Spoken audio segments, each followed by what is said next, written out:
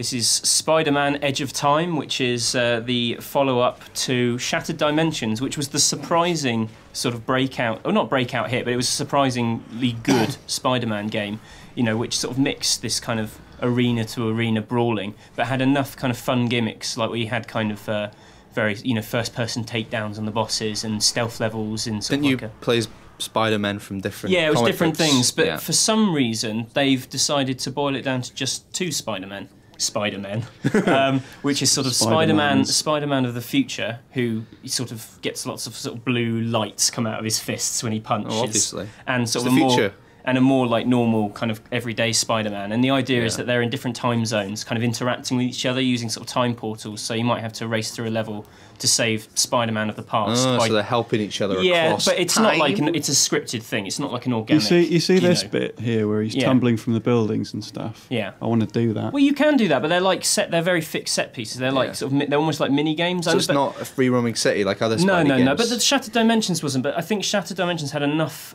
like play styles within its very linear levels that you kind of didn't notice you were doing the same thing. And it's got, you know, like all superhero games seem to have these days, quite meaty timing-based combat systems, you know, kind of stealing from Batman, and you know, it's fast and reactive, but it's not like it's half the game. Shattered Dimensions was quite literally in that it's half the Spider-Man. Well, you're selling it to me, but it looks like it sucks.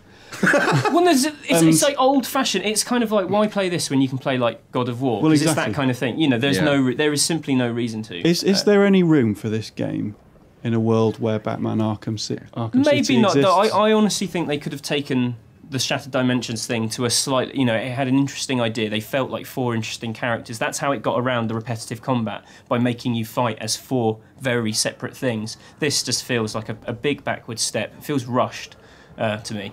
Do you get to kiss Kirsten Dunst in it? No, you don't get to. You don't get to kiss past Kirsten Dunst nor future Kirsten Dunst. Oh. I do wonder what a future Kirsten Dunst would look like. Julianne much Moore. older. Julianne Moore, a bit. I'm quite happy with the current one. Isn't that set like 1,000 years in the future though? Yeah, there should be his corpse. It'd be horrific.